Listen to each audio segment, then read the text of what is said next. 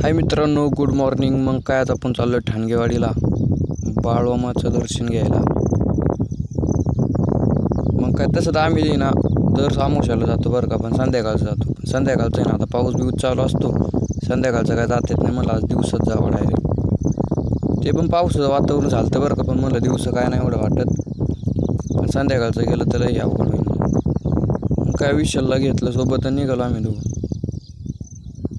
आजचा view check करा बा मित्रांनो, असलं भारी वातावरण झालं नाही पावसाने, अख्खं हिरवंगार करून टाकलं. एक नंबर वाटतं. नाही तर उन्हाळ्यात आहे ना भाऊ, इथं तर उभं राहूशी वाटत नाही. आत्ता तर बघा डोंगर आणि बिंगर अख्खं झाडे बिडे सगळी हिरवेगार करून टाकले. पाऊस तर असा आहे ना भाऊ, हे बघा अजून डांबरी ओलली. एक नंबर वातावरण आहे. असल्या वातावरण आहे ना, फिरायला जायला तरी मजा येते बा आपल्याला. तर इथं तर बघा आम्हाला लागला तर उताराने विशाल तू नुसती गाडी दामटीत होता भाऊ. म्हणलं तू जरा सावकाश घे, इथं जर गाडी स्लिप झाली ना आपलं तर काहीच नाही राहायचं भाऊ. म्हणलं हो भाऊ, इथून आहे ना ठाणगेवाडी ना एक 15 किलोमीटर राहिलेली भाऊ.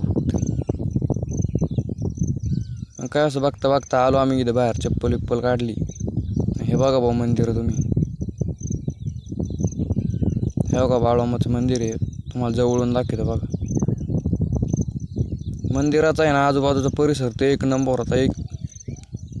एक नंबर स्वच्छ होता भाऊ. कुठं काय तुम्हाला कचरा कुचरा बघायला भेटणारच नाही. हो तशा सकाळची गर्दी नसते, संध्याकाळची इथं आहे ना भाऊ जास्त गर्दी असते. पण कसं आहे आता पावसामुळे ना संध्याकाळचं कोणी येत नाही. आज सगळी दिवसाच आले भाऊ. काय लोक तर येऊन दर्शन करून गेले भाऊ. फार बाळोमाची मूर्ती बघा भाऊ जवळून, तर असली भारी सुंदर वाटते ना, काय विषयच नाही भाऊ. मग काय बाहेर आलो, बाहेर तर बघा फारसे बिरसे टाकलेले आहेत, चिडचिडीचा तर काही विषयच नाही. आणि संध्याकाळचं आहे ना भाऊ, अमावस्याला आहे ना बाळोमाच्या दर्शनाला लोक लांबून लांबून येत आहे भाऊ. आजूबाजूच्या परिसरात एवढंच असं मंदिर आहे का भाऊ, इथं जास्त गर्दी होत असेल.